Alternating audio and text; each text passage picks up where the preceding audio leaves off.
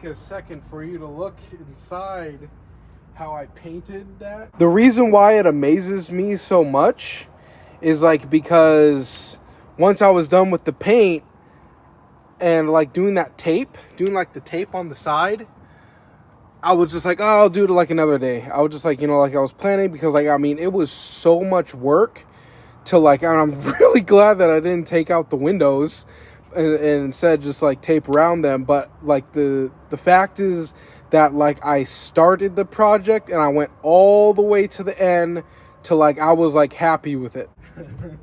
How I painted the inside of my camper. It's pretty cool. It's pretty cool. Pretty cool to see it at the ending because how much doubt I had. I had so much doubt of it. I was so scared to do it. I was so scared to like, tape it off and to see how that was gonna look. And with like it coming to like my whole life, I realized that I'm not too bad at this. Like I'm not like I think that I get like a general probably more than a general look at life, because I realized that if I didn't stand up and kind of get my own job when I was in government housing, prior to that, like I was in jail and I did like a 90-day program, and the most shocking thing of that was that at the 90th day, you go talk to the judge. All right, you did a great job. He came down from the podium. He said, with all respect, I hope that I never see you again, like as like a joke and everything like that, because if I see him again, then I'm like in trouble.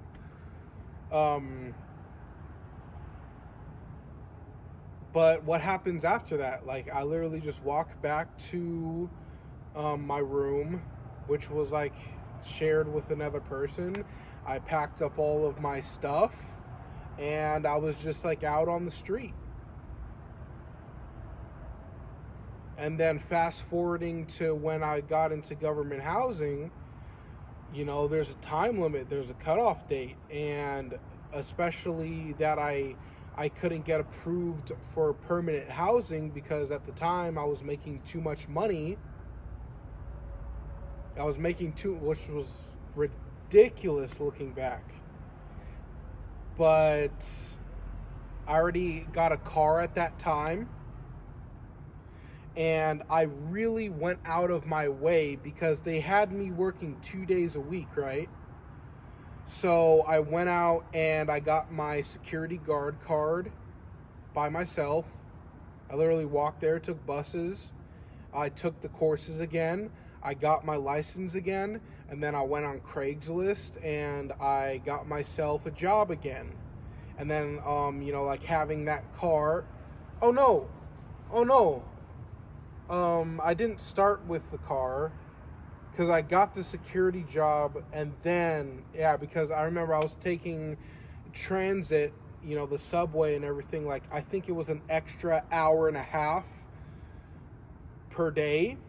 Yeah, that's right. Yeah, I was taking all that, and then I eventually, the day I was working that day, and I got up super, super early. I went out and I bought a car for $6,000, which is incredibly overpriced, but that's perfectly fine.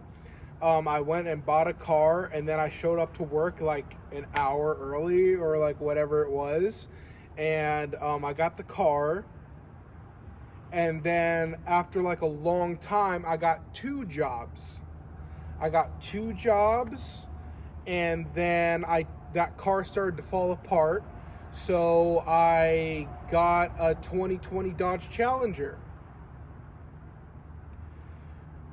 And I really, really stayed to myself when I was like in the government housing, because I was still in the government housing. So I remember one of the staff members did see me one day, and then I told her, I was like, no, it's just a rental because my car is in the shop. Because I know like there was like the amount of sabotage that I was feeling, So I was just like, that ain't my car, and then I was just like, I'm continuing to follow my intuition, follow my gut. And then out of nowhere, out of the blue, I trade in my 2020 Dodge Challenger for this truck. I have absolutely no idea why, but I'm just like, this is what's happening. And like, I really went for it. And then, we agreed upon the $900 per month for this truck. And then I realized how much I fucked myself doing that. And then I went back to both of the general managers of the place who sold me the truck. And I got it down to $591 per month. And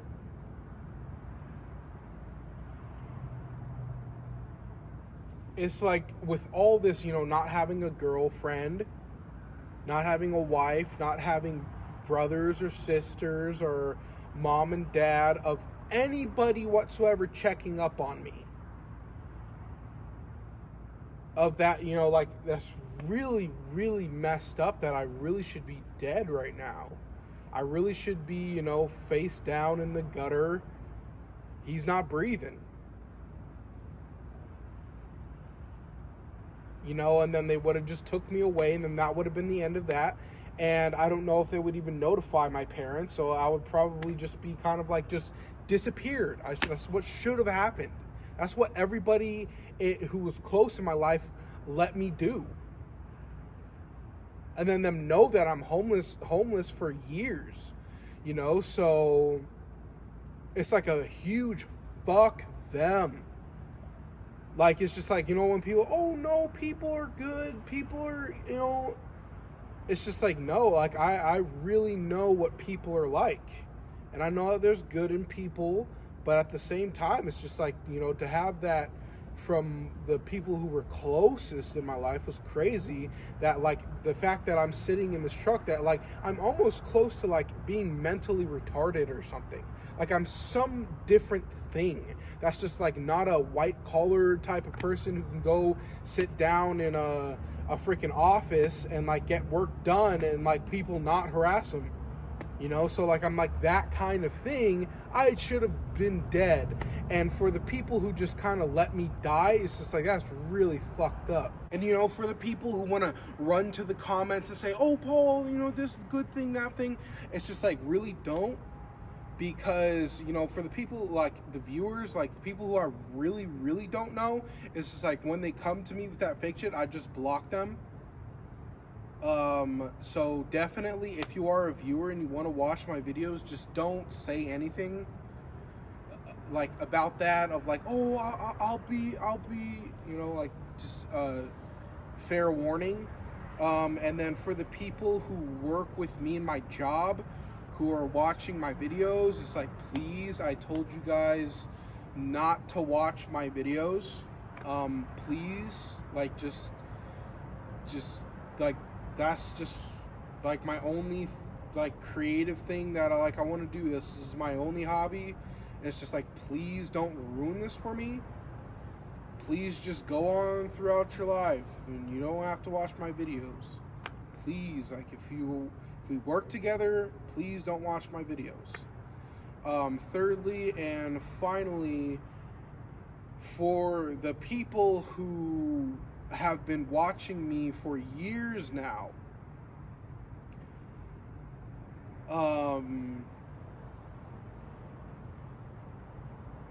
I want to say thank you, for sticking around this long. Also, like, I want to say sorry that I'm not engaging at all whatsoever. And what can you expect in the future of me is like, basically, me trying to get better, trying to continue, like, being better, trying to be a better person. And it's a very, very, very incredibly slow path. So, like, if you want to stick around and watch the videos, that's up to you. What would you do for a Klondike bar? Shit, I suck a nigga dick.